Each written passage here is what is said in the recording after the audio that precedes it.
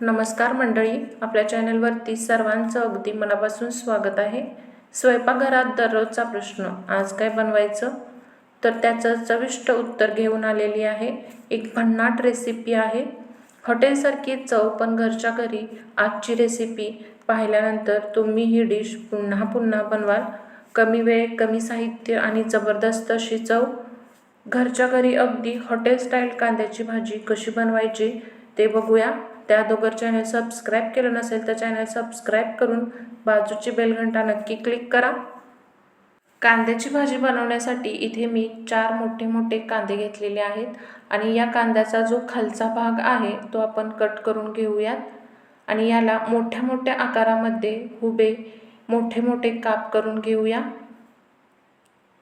तुम्ही पाहिजे असेल तर अगदी छोटे छोटे कांदे बाजारात उपलब्ध असतात, ते कांदेसुद्धा तुम्ही ते वापरू शकता.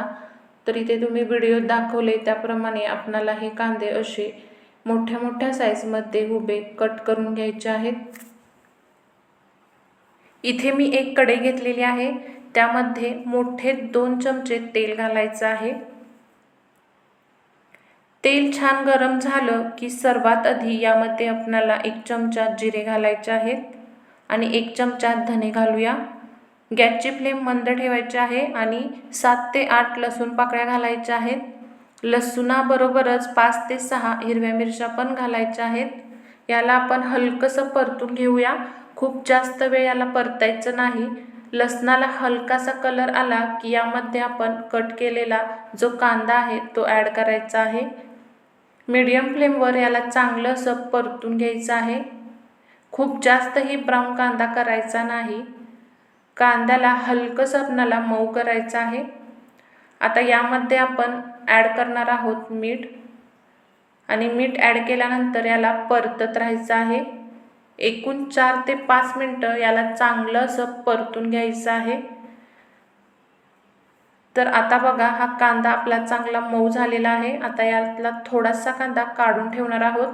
75% कांदा काढून ठेवायचा आहे आणि 25% कांदा कढईमध्येच ठेवायचा आहे आणि राहिलेल्या कांद्याची आपणाला ग्रेव्ही करायची आहे. आता शिल्लक राहिलेल्या कांद्यामध्ये आपणाला 2 टोमॅटो घालायचे आहेत. मोठे मोठे असे कट करून यामध्ये घालायचे आहेत आणि याची आपणाला ग्रेव्ही बनवायची आहे. टोमॅटोला सुद्धा आपणाला चांगलं असं भाजून घ्यायचं आहे, म्हणजे टोमॅटो अजिबात कच्चा ठेवायचा नाही. खूप वेळा आपण ही चूक करतो की टोमॅटो बारीक गेला आणि त्यामध्ये घातला की लगेच आपण त्याला न परतताच एकदम बारीक करून घेतो. आत्ताही टोमॅटो चांगलासा परतून शिजवून घ्यायचा आणि नंतर बारीक त्याची ग्रेव्ही केल्यानंतरही तो चांगला शिजवून घ्यायचा आहे. ह्या ज्या छोट्या छोट्या टिप्स आहेत त्यामुळे पदार्थ चांगला बनतो. तर इथे आपले हे सर्व टोमॅटो बारीक चिरून झालेले आहे. त्याला छान असं परतून घेऊयात आणि झाकण लावून याला छान असं शिजवून घेऊयात. पाण्याचा वापर इथे अजिबात करायचा नाही, कारण टोमॅटोत भरपूर असं पाणी असतं. तर इथे तुम्ही बघू शकता आपला टोमॅटो मस्त असा मऊसर असा शिजला गेलेला आहे. झाकण लावून टोमॅटो छान असा मऊ होईपर्यंत शिजवून घ्यायचं, हे लक्षात ठेवा. आता यामध्ये घालूया अर्धा इंच आल्याचा तुकडा आणि याबरोबरच थोडीशी कोथिंबिरीची देठं घालायची आहेत. कोथिंबिरीच्या देठामुळे खूप चांगला असा अरोमा येतो. फक्त खूप नाही टाकायची आणि या देठांना शिजवायचंही नाही, फक्त मिक्स करायचं आणि थंड झाल्यावर याला मिक्सरमधून बारीक करून याची ग्रेव्ही तयार करून घेऊया. हे बारीक करताना यामध्ये पाणी वगैरे अजिबात घालायचं नाही. आवश्यकता वाटली तर 2 चमचे घालू शकता. हे तसं सहज बारीक करता येतं. तर बघा, मस्त अशी मखमली ग्रेव्ही तयार झालेली आहे. फोडणी देण्यासाठी इथे आपण तुपाचा वापर करणार आहोत. तुपाऐवजी तुम्ही बटर वापरलं तरीही चालेल. तर इथे मी 2 मोठे चमचे तूप घेतलेलं आहे. तूप छान असं मेल्ट झाल्यावर त्यामध्ये आपण अर्धा चमचा हळद घातलेली आहे आणि सोबतच यामध्ये आपण 2 चमचे लाल मिरची पावडर घालायची आहे आणि याला छान असं परतून घ्यायचं आहे एक अर्धा मिनिट. आता यामध्ये आपण जी बारीक केलेली ग्रेव्ही आहे ती घालूया. तर रंग बघा ग्रेव्हीचा, ग्रेव्हीला मस्त असा रंग आलेला आहे आणि ही ग्रेव्ही छान अशी शिजवून घेणं खूप गरजेचं आहे या तडक्याबरोबर, तेव्हाच त्याची खरी टेस्ट येते. मध्ये मध्ये याला परतत राहायचं आहे आणि झाकण लावून याला आपण 10 ते 15 मिनटं छान असं परतून घेणार आहोत. मध्ये मध्ये झाकण ओपन करून आपल्याला हे परतून घ्यायचं आहे. 10 ते 15 मिनटं झालेली आहेत. ग्रेव्ही आपली छान अशी शिजली गेलेली आहे. आता यामध्ये आपण जे कांदे अगोदर काढून ठेवलेले होते ते यामध्ये घालूया, कारण भाजी त्याचीच तर बनत आहे.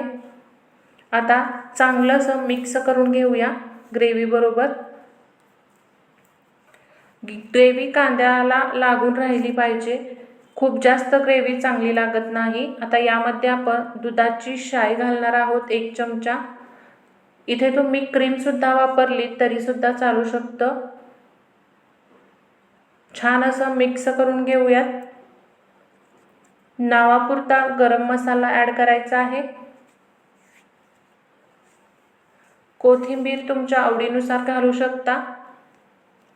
आणि ही आपली साधी अशी कांद्याची भाजी तयार झालेली आहे.